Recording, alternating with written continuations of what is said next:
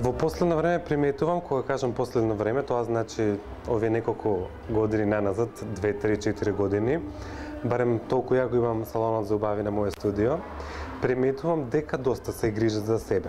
Тоа е факт кој што ме радува. Секако, ние работиме секогаш на едукацијата преку пред и потоа и преку сите оние телевизиски проекти кои што ги водам во изминативе години, да ја подкренеме свеста во тој поглед на национално ниво.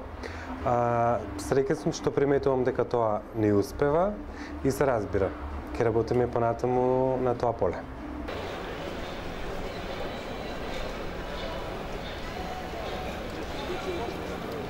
Па и мажите и жените обрнуваат доста внимание. Самиот факт што еве често и кај нас во салон доаѓаат пример дечко и девојка заедно, во исто време се шишаат или во исто време се масираат или во исто време се сончаат или се депилираат независно. Така да мислам дека е 50-50, ајде ке кажеме 60-50, сепак затоа што женските се поголеми фанатици во наводници кога станува збор за убавина воопшто.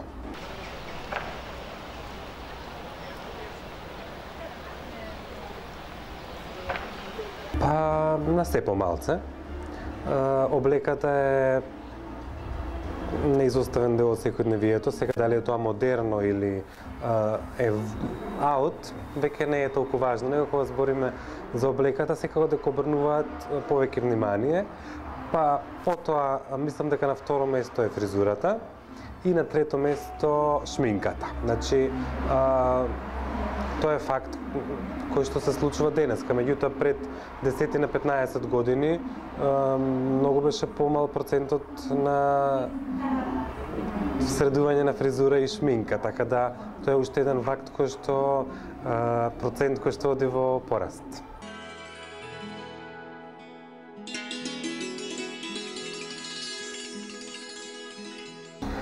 Мажите најповеќе обрнуваат внимание.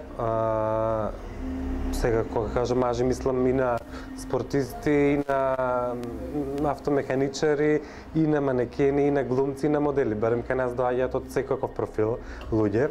Првенствено се разбира фризурата или подстрижувањето, потоа солариум, па средување ногти, па сакаат да се издепилирани и средени. Секако масажата е оној дел кој што ние не го сметаме за средување или за некоја посебна нега, него тоа е практично станува збор за здравје, кога ќе кажеме дека некој се масира. Така да има доста теми.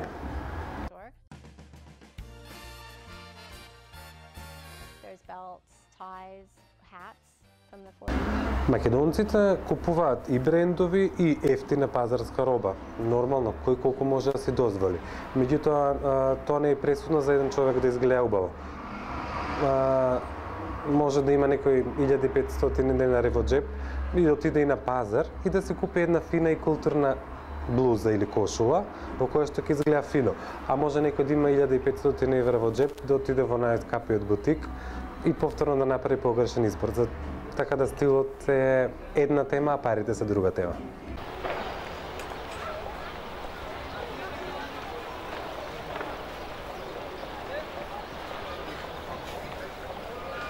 Секако да.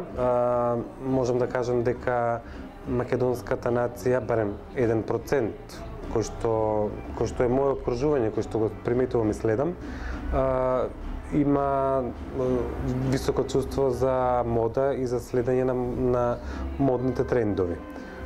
Така да верувам дека и пошироко е така. Со тоа што се разбира. Кој колку може да си дозволи, кој колку може да ги следи трендовите. Сепак, за да следите тренд, треба да се има одредена количина или сума на пари. Не мора тоа да се многу пари, меѓутоа секако дека ако сакате да купувате секоја сезона по неколку парчиња кошули или да купите две јакни, сепак се потребни пари повеќе од просечното живење. Затоа јас и советувам и велам дека не мора слепо да се следат трендовите, обично слепо ги следат трендовите, оние кои што се помалку несигурни во себе, кои што ете на некој начин не знаат да се стилизираат правилно. Многу поубаво изгледаат некои девојки или момци кои што не се по последните модни трендови облечени, а изгледаат затоа па и поразлични изгледаат.